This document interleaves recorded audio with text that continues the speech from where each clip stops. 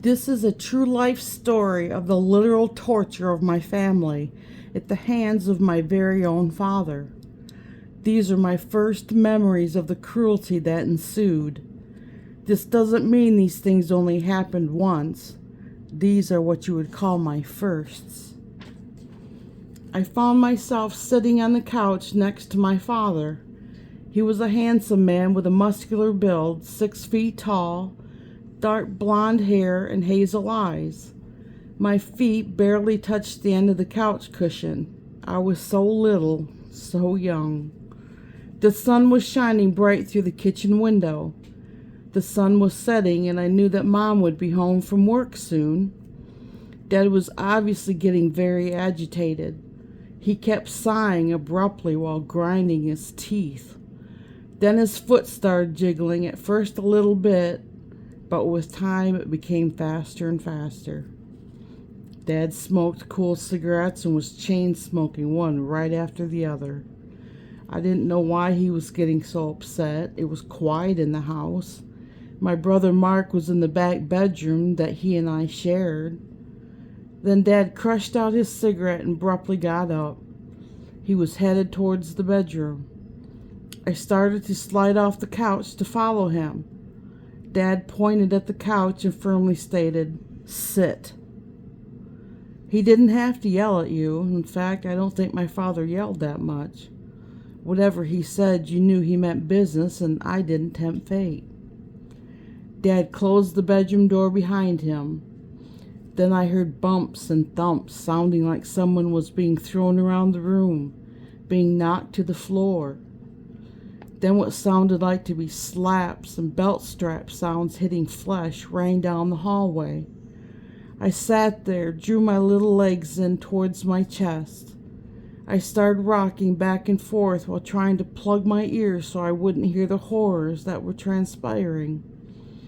Then it became eerily quiet. No sounds whatsoever. My dad didn't come back out of the bedroom right away. I didn't know what he would do during those times, but my father could be ruthless and cruel. Dad came out to what sounded like was dragging something down the hallway.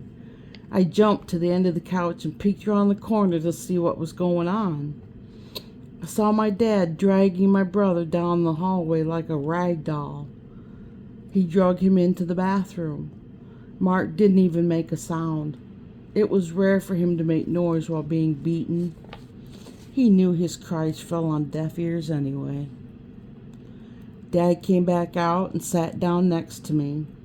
He immediately lit up a cigarette, breathing rather harshly like he had just run a 2K race.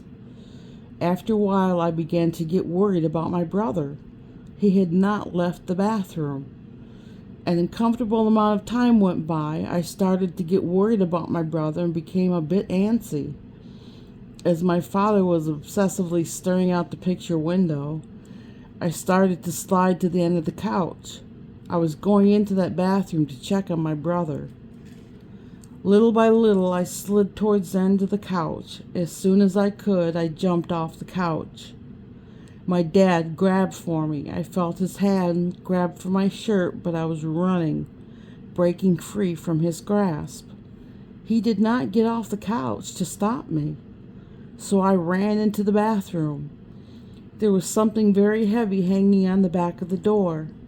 I pushed the door open, looking behind it. Hanging on the door was my brother. It looked as though he was strung up there by his shirt. I didn't notice anything else other than my brother's catatonic state. I ran to go get my mother. I heard her driving up the gravel driveway. Her windows were all down, and she turned off the radio when she saw me run outside to greet her. I can't imagine the panicked look on my face. I was yelling to her, "Daddy hurt Mark! Daddy hurt Mark!"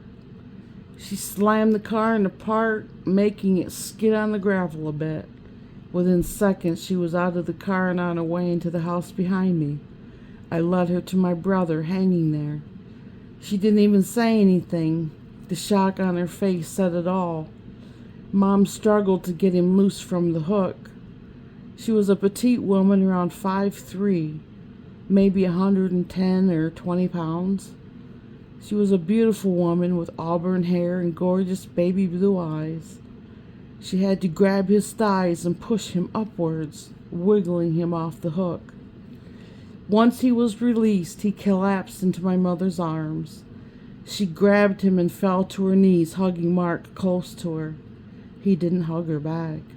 Instead, he laid there on her shoulder, his arms just hanging there while he was staring off into space. He didn't even really acknowledge that he knew we were even there. His eyes were red and swollen. There was blood in the corners of his mouth, and it was swollen too. Blood streaked the snot that had rested on his lip. I remember the blank look on his face and asked Mom if he was all right. She told me to go back out in the living room. As always, she would take care of Mark. I took one last look at Mark and slowly went outside, softly closing the door behind me. I scooted back up onto the couch next to my dad. Whatever Dad was mad about wasn't over. He hadn't worked it all out on Mark. That usually meant there was more to come, and it could get a lot worse. It just depended on who he was going to take it out on. Mom had taken Mark into the back bedroom and stayed with him for a while. That was infuriating my father. He did not like it when my mother paid attention to my brother. It was almost like he was jealous of my mom and brother's relationship, which was very special. Mark was the only boy out of 6 girls, and she cherished him. After a while, Mom came out of the bedroom. She went out into the kitchen, placing her purse and keys on the table. Then she started making dinner. She didn't utter a word to my father, or me for that matter. My father was still seething with anger. He kept staring at my mother, looking at her with a very mad face. She was trying to be very quiet, but any little noise bothered my father. If she clinked a glass, he would take a deep breath and exhale loudly through his nose, blowing cigarette smoke out of his nose and mouth like a dragon. I could tell that Mom was nervous. She kept looking back at my father, appearing intimidated and afraid. Dad finally walked up to her, demanding money. Mom worked cleaning houses and was paid by the job daily, so he knew she had money on her. She told him, "I don't have any money to give you." He grabbed her by the arm very forcefully, got in her face, and told her, "Give me some money now." Mom stood her ground. "I don't have it. I have to pay rent." Dad said through his teeth, "Give me some money," and he slapped her. Mom said no. Then he grabbed my mother by the hair and started slapping her in the face over and over. He kept slapping her until she finally relented. She said between slaps, all right, stop it." She was scared, reached into her pocket, and gave him some money. Dad snatched all the money out of her hand, and Mom said, "We have to have a place to live." He flipped a few dollars of what money he'd taken and threw it at my mother's feet. She squatted to pick up the money. Dad swung back, striking Mom on the side of her head, knocking her into the cabinets. She put herself upright, took the money, and put it in her pocket. Dad had walked away, grabbing the car keys off the table. Slamming the door behind him, he took the car, tearing out of the driveway, spitting stones all over the place. He wouldn't be back for a while. Usually he wanted money so he could go get drunk. My father was an alcoholic who would sometimes abuse drugs. Mom walked over and sat down next to me and asked me, "Are you all right?" I responded with yes. After all, I wasn't the one who had been beaten, so I was okay, right? Mom ran her fingers through her hair. Strands of loose hair laid in her fingers, evidently pulled out during the struggle. Mom sat there for a few minutes, rubbing her head. She looked so tired and downtrodden, her face red and swollen. She looked at me and said, "Don't worry, he didn't get all of it." Then she got up and went into our bedroom and stayed there for a while with Mark. The memory felt so real. I could smell Dad's cigarette smoke and his Old Spice cologne. I remember my brother's face with that haunting look.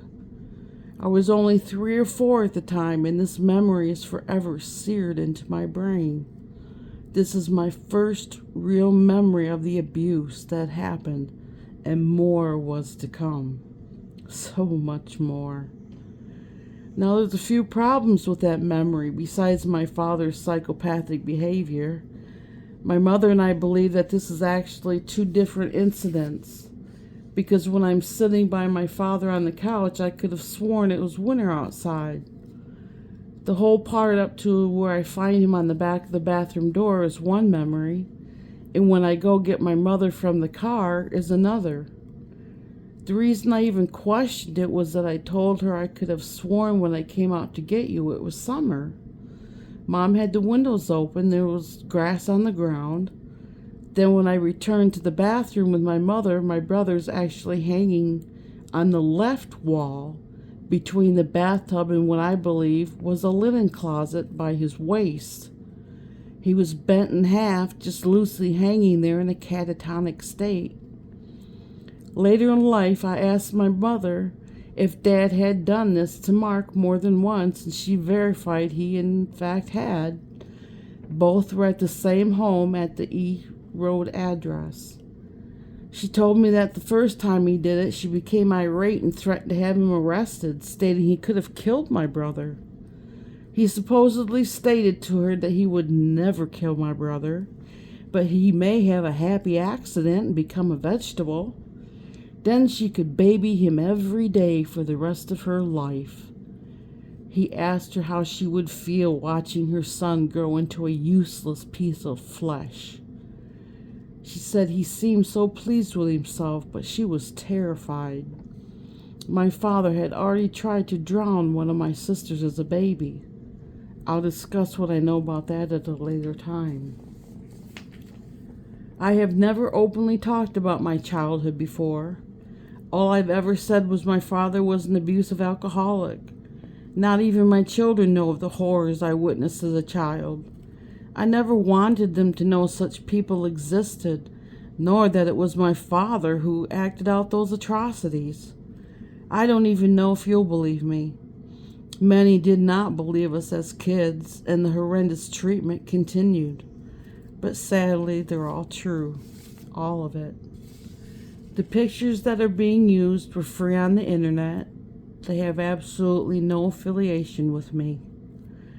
Thank you for listening to my heartbreaking childhood memories.